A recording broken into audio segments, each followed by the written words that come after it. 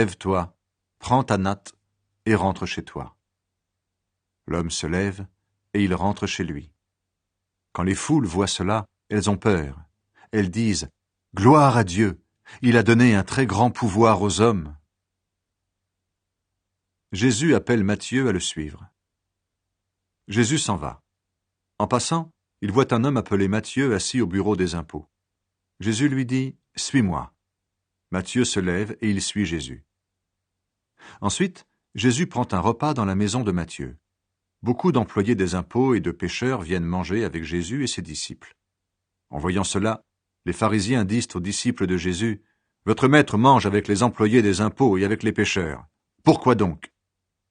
Jésus les a entendus et il dit « Les gens en bonne santé n'ont pas besoin de médecins. Ce sont les malades qui en ont besoin. Allez donc apprendre le sens de cette phrase des livres saints « Je désire l'amour et non les sacrifices d'animaux. » En effet, je ne suis pas venu appeler ceux qui se croient justes, mais ceux qui se reconnaissent pécheurs. Jésus parle du jeûne.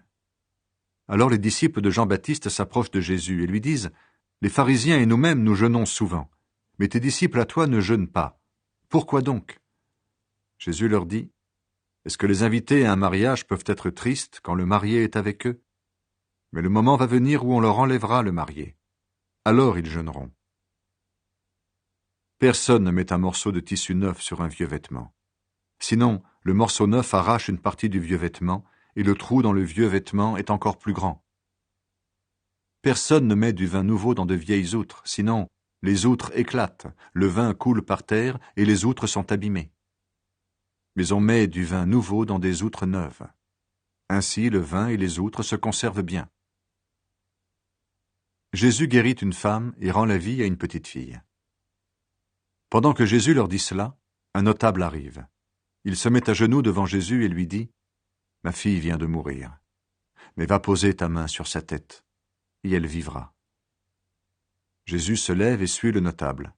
Les disciples de Jésus viennent aussi. Il y a là une femme qui est malade. Elle perd du sang depuis 12 ans. Elle s'approche de Jésus par derrière et elle touche le bord de son vêtement. En effet, elle se dit « Si seulement je touche son vêtement, je serai guérie. » Jésus se retourne, il la voit et lui dit « Reprends courage, ta foi t'a sauvée. » Et au même moment, la femme est guérie. Jésus arrive à la maison du notable. Il voit les musiciens prêts pour l'enterrement et la foule qui fait du bruit. Il leur dit « Allez-vous-en, la petite fille n'est pas morte, mais elle dort. » Les gens se moquent de lui. On fait sortir la foule. Jésus entre dans la maison. Il prend la petite fille par la main et elle se lève. Dans toute la région, on se met à raconter cela. Jésus guérit 2 aveugles. Jésus s'en va. 2 aveugles se mettent à le suivre en criant « Fils de David, aie pitié de nous !» Jésus entre dans la maison. Les aveugles s'approchent de lui et Jésus leur dit « Est-ce que vous croyez que je peux faire cela ?» Ils lui répondent « Oui, Seigneur. » Alors Jésus touche leurs yeux en disant « Que les choses se passent pour vous comme vous avez cru. » Leurs yeux sont guéris. Jésus leur parle sévèrement en disant « Attention, personne ne doit le savoir. » Mais quand les aveugles sont sortis, ils parlent de Jésus dans toute la région. Jésus guérit un homme muet. Au moment où les aveugles sortent, on amène à Jésus un homme qui est muet, à cause d'un esprit mauvais. Jésus chasse l'esprit mauvais, et le muet se met à parler. Les foules sont très étonnées, et elles disent « On n'a jamais vu cela en Israël. » Mais les pharisiens disent « C'est le chef des esprits mauvais qui donne à Jésus le pouvoir de chasser ces esprits. » Jésus a pitié des foules. Jésus passe dans toutes les villes et dans tous les villages. Il enseigne dans les maisons de prière juives, il annonce la bonne nouvelle du royaume, il guérit toutes les maladies et toutes les douleurs. Jésus voit les foules et son cœur est plein de pitié. En effet, les gens sont fatigués et découragés comme des moutons qui n'ont pas de berger. Alors Jésus dit à ses disciples, « Il y a une grande récolte à faire, mais les ouvriers ne sont pas assez nombreux. Demandez donc au propriétaire de la récolte d'envoyer encore des ouvriers pour faire sa récolte. » Les 12 apôtres. Jésus appelle ses 12 disciples. Il leur donne le pouvoir de chasser les esprits mauvais et de guérir toutes les maladies et toutes les douleurs. Voici les noms de ces 12 apôtres. D'abord Simon, qu'on appelle Pierre, et André, son frère. Jacques et son frère Jean, les fils de Zébédée. Philippe et Barthélemy. Thomas et Matthieu, l'employé des impôts. Jacques, le fils d'Alphée, et Thaddée. Simon le nationaliste, et Judas Iscariote, celui qui va livrer Jésus. Jésus envoie les 12 apôtres annoncer la bonne nouvelle. Jésus envoie les 12 apôtres dans le pays. Il leur donne ses ordres et ses conseils. N'allez pas chez les gens qui ne sont pas juifs, n'entrez pas dans les villes de Samarie. Allez plutôt vers les gens d'Israël qui sont comme des moutons perdus. Sur les chemins, annoncez « Le royaume des cieux est tout près de vous ». Guérissez les malades, rendez la vie aux morts, guérissez les lépreux, chassez les esprits mauvais. Vous avez reçu gratuitement, donnez donc gratuitement. N'emportez pas d'or, pas d'argent, pas de monnaie dans votre poche. Ne prenez pas de sac pour le voyage. Emportez un seul vêtement. Ne prenez pas de sandales ni de bâton.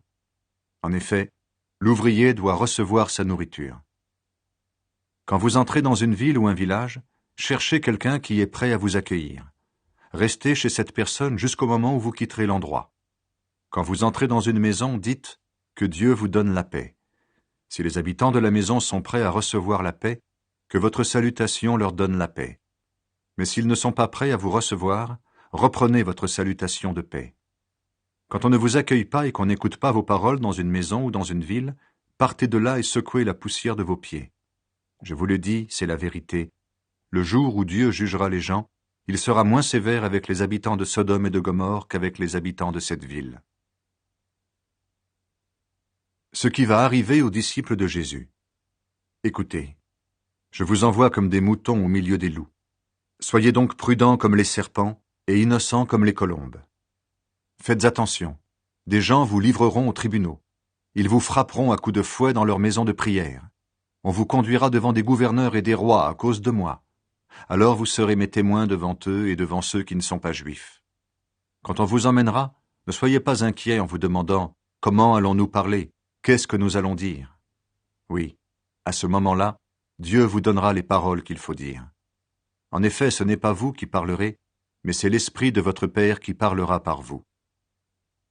Le frère livrera son frère pour qu'on le tue. Le père fera la même chose avec son enfant. Les enfants deviendront les ennemis de leurs parents et ils les feront condamner à mort. Tout le monde vous détestera à cause de moi. Mais celui qui résistera jusqu'à la fin, Dieu le sauvera. Quand on vous fera souffrir dans une ville, partez dans une autre. Je vous le dis, c'est la vérité. Quand le Fils de l'homme viendra, vous ne serez pas encore passé dans toutes les villes d'Israël. Le disciple n'est pas plus savant que son maître. Le serviteur n'est pas plus important que son patron. Pour le disciple, il suffit de devenir comme son maître. Pour le serviteur, il suffit de devenir comme son patron. On a dit au chef de la famille, « Tu es Satan ». Donc, on insultera encore plus les membres de sa famille. Avoir confiance en Dieu. N'ayez pas peur des gens. Tout ce qui est caché, on pourra le découvrir, et tout ce qui est secret, on pourra le connaître. Ce que je vous dis dans la nuit, répétez-le en plein jour. Ce que vous entendez dans le creux de l'oreille, criez-le sur les places.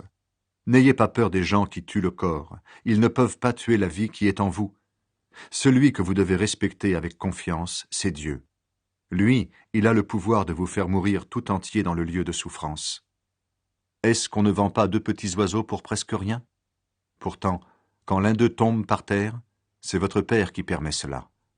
Pour vous, Dieu connaît même le nombre de vos cheveux. Donc n'ayez pas peur. Pour Dieu, vous êtes plus important que beaucoup de petits oiseaux. Si quelqu'un dit devant tout le monde « J'appartiens à Jésus », alors moi aussi devant mon Père qui est dans les cieux, je dirai « Cette personne m'appartient ».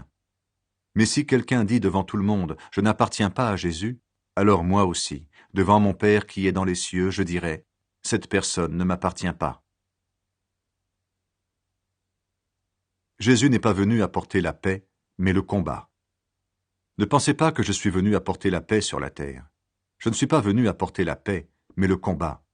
En effet, je suis venu séparer l'homme et son père, la fille et sa mère, la belle-fille et sa belle-mère. On aura pour ennemis les gens de sa famille.